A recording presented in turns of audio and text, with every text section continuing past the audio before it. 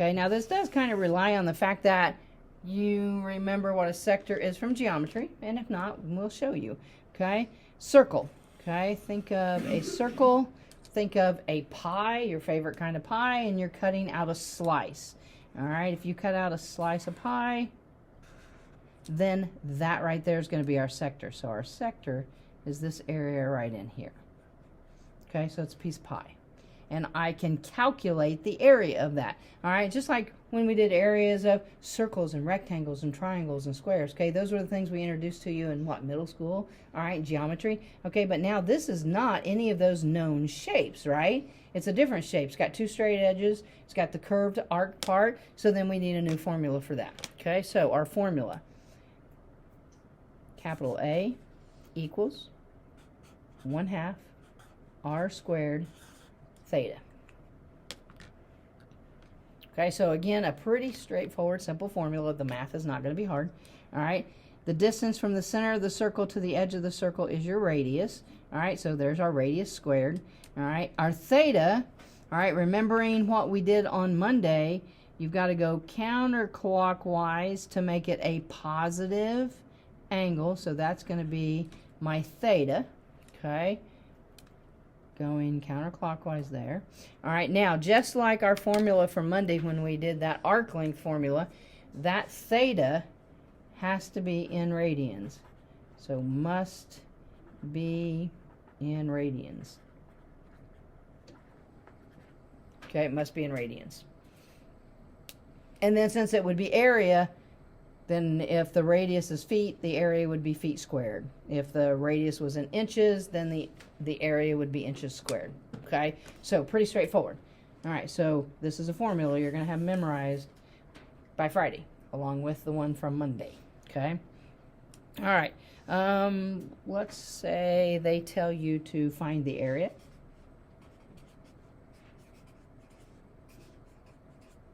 Let's even go a little bit farther, find the area of the sector. All right, and then all they're going to do, they're going to give you some various pieces of information. As long as they give you, this one said find the area, so that means they're going to give you the radius and they're going to give you theta. They could have said find the radius. They could have said find the angle. They could have said find the missing part. And then as long as they give you two numbers to plug in, any two numbers, then you can solve for the other one. Okay, so let's suppose they tell you that the radius is 2 feet and they tell you that theta equals 30 degrees. Okay, first thing you're going to do is you're going to look at your theta. I would do that on both the formulas from Monday and from this one. Look at that theta. Is it in radians? No. If it's not in radians, then that's got to be step one. You got to convert it to radians. Okay, so this one is going to be a two-stepper. Okay, so step one, we're going to take that 30 degrees. All right, now do you remember from Monday what we multiply by? Pi radians over 180 degrees. Now I'm just going to do pi over 180 degrees. We know that pi is a radians. We don't always have to write the word in. I wrote the word in on Monday. Okay, just to kind of get it in your head to remember that, but we don't need to. My degrees and degrees crosses off, which means I will have radians as my final answer. Now, you can reduce before, or you can just multiply straight across and reduce at the end. So I'm going to multiply straight across, so that'd be 30 times pi. And then 180 times 1 is 180. And then I'm just going to reduce the lowest terms. 30 over 80. 30 goes into 180 6 times, so that would be pi over 6. Did I do that right? 30 goes into 30 once, 30 goes into 186 times. All right, so this is my theta that I'm going to use. It's in radians. Okay, now I can actually do the formula. Okay, so step 2. All right, now I am finding the area, so I don't necessarily need to say A equals on every line. A equals 1/2 r squared theta. Okay, so I'm not going to repeat the A all the way down. I'm just going to say 1/2. All right, so my radius is 2. So 2 squared. And theta is pi over 6. All right, a bunch of arithmetic here. This 2 squared is what? Going to be in the numerator. 2 squared is going to be 4 because that's in the numerator. So then I'll have a 4 pi. All right. The 2, this 2, and this 6 is in the denominator. So this 6 times this 2 is going to give me a 12. And then can I reduce the lowest terms? Pi over 3. All right, and then I did not carry the A down in every line. A equals all of this. Okay, now, area has what type of label? Yeah, feet squared. It was in feet, so then I can do feet squared. Put it in the context of the story problem. Okay, pretty straightforward. Okay, now, like I said, I don't think I need to do an example of every one of these. In this particular case, you were finding area. I could do the exact same thing, ask you to find the radius. All right, but then you plug in these two numbers. It's an equation, solve the equation, because we can do that. You know, you could plug in R and A and then ask to be find theta, okay, which would then be in radians. Okay, all right, is that pretty good? Okay, all right. Okay, now, coterminal angles. Coterminal angles.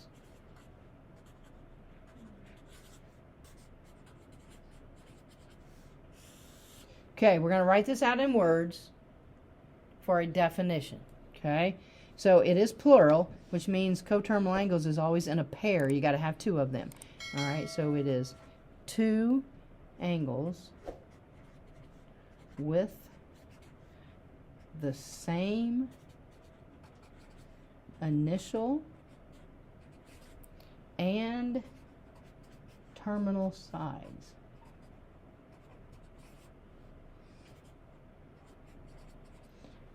But, there's always a but in there, but possibly different rotations.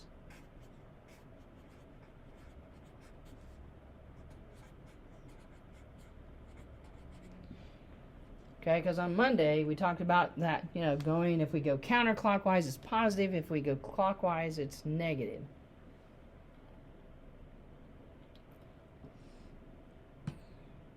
Now, I am going to draw a picture to kind of get you to wrap your head around this. All right, every one of these problems can be done with just arithmetic, okay, or you can look at it from a pictorial standpoint. So those of you that maybe did better in geometry because you liked it because you could draw pictures, all right, you're more than welcome to always do this with pictures. Okay, let's say we got a coordinate plane. Okay, let's say that I have an angle in standard position. So the vertex of that angle is going to be at the origin, and the initial side here is going to be out here on this x-axis.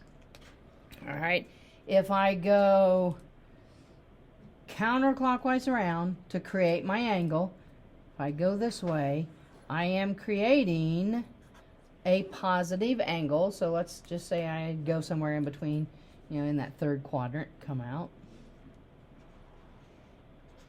All right, let's say that's a positive. It's got to be more than 180, but less than 270. Let's say it's like 240. Okay, so that could be one of my coterminal angles. All right, now my second angle, so that I would have a pair of coterminal angles, I have to have the same initial side. So this has to remain the same. I have to have the same terminal side, so that has to be the terminal side. All right. And then I could possibly have different rotations, okay? If I do the same direction, it's the exact same angle, so I can't do that. So I'm going to have to go this way, all right? When I go this way, it's going to be what? Negative, because I'm going clockwise. All right, now, how big is that angle? This whole thing's a circle. This is 240, so this has got to be 120, and it's got to be negative 120. Oops, didn't give myself very much room there. Negative 120 because I went clockwise around. All right, so 240 and negative 120 are examples of coterminal angles, and they do have opposite rotations. One went this way, one went this way. They don't have to have opposite rotations, and we'll do an example where they don't. Okay. So that's kind of just for the definition, what does it mean? Okay, now you came up with this number by doing math. What'd you do? Yeah, subtracted 360. Okay, so you're either going to add or subtract 360 degrees. So you don't have to draw a picture. You can draw a picture, but you don't have to. You can just do the math. All right, so let's look at what the directions are probably going to say. They're probably going to tell you to find a positive angle less than 360 degrees that is a coterminal angle to the given angle.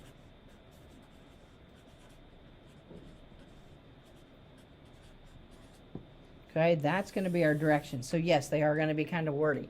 All right, find a positive angle that's less than 360. So they are giving you all kinds of clues in the directions of what your answer should look like. All right, they've just told you it's got to be positive. So if you have a negative number, you know you did it wrong. All right, it says that it has to be less than 360 degrees. So if you have a number that's bigger than 360 degrees, you know you did it wrong. Okay, so use those directions to your benefit here. All right, now, as an example, let's take a look at maybe, say, they give you 450 degrees. Okay, we don't want to have to draw a picture if we don't want to, so we're just going to do math. So what I'm going to do is I just have to either subtract or add 360 degrees. Common sense would say if I added, I'd get a number bigger than that, so I don't want to add. So then I've got to subtract, right? So I'm going to take 450 minus 360. All right, and then you're going to do that, and I think it's like 90. Okay, so my answer, what is the positive angle less than 360? That is a coterminal angle. Well, it's 90. So 450 and 90 are coterminal angles. All right, now, let's say you want to do it from a pictorial standpoint, and I want you to watch this and like follow the thinking here. Okay, let's start with our coordinate plane. All right, now let's just stop and think about 450 degrees. Okay, 450 degrees means I start here. It's a positive angle, so I got to go counterclockwise. So I'm going to go all the way around, because that's 360, right? And then I got to go a smudgy bit more to get to 450. Well, that smudgy bit more is the 90 degrees, right? All the way around is 360, and then if I go another 90, that's 450 degrees. All the way around plus up straight is 450 degrees. Now, that angle that I just drew, and with my little circle thing there, okay, my initial side was here. I went all the way around, and then I kept going, so that makes this my terminal side. So there's my initial side, there's my terminal side on that 450 degree angle. Now, I have to have, for my coterminal angle, it has to have the same initial side and the same terminal side. Okay, so here's the initial side, here's the terminal. All right, now, if I were to go this way, what kind of angle would I get? I would get a negative angle, right? So that's a negative one. Well, but my direction said I had to be positive. So I can't go this way because it would give me a negative answer. So the only way that I am allowed to go is to start here and go this way, which means it's the same rotation. So see, it doesn't have to be a different rotation. That one is the same rotation, same initial side, same terminal side, and then that's 90 degrees. It's positive. It's less than 360. Okay, the red one was the 450 degrees. Okay, so visually, you can do this visually. You can think of what's going on. Okay, all right. Now, you don't always have to subtract. Sometimes you have to add, and then sometimes you have to do it more than once. Okay, let's do one where you have to do it more than once. What if that first angle that they give you is like 740 degrees? That's going around the circle more than once. That's going around once, that's going around twice, plus a smudgy bit more. Okay, so that means I'm going to have to subtract 360 more than once. So 740 minus 360. I don't know, do the math there. We're going to use our calculator. You're going to get like 380. Okay, now we'll subtract 360 again, and we'll get down to 20. Okay, do I finally now have a positive number? Yes. Is it less than 360? Yes. If I would have asked myself those questions here, is it positive? Yes. Is it less than 360? No. So that's how I know I have to subtract again, subtract again. You might have to subtract 5 or 6 times. Okay, just till you get less than 360. All right, when am I going to add 360? When my initial problem is a negative.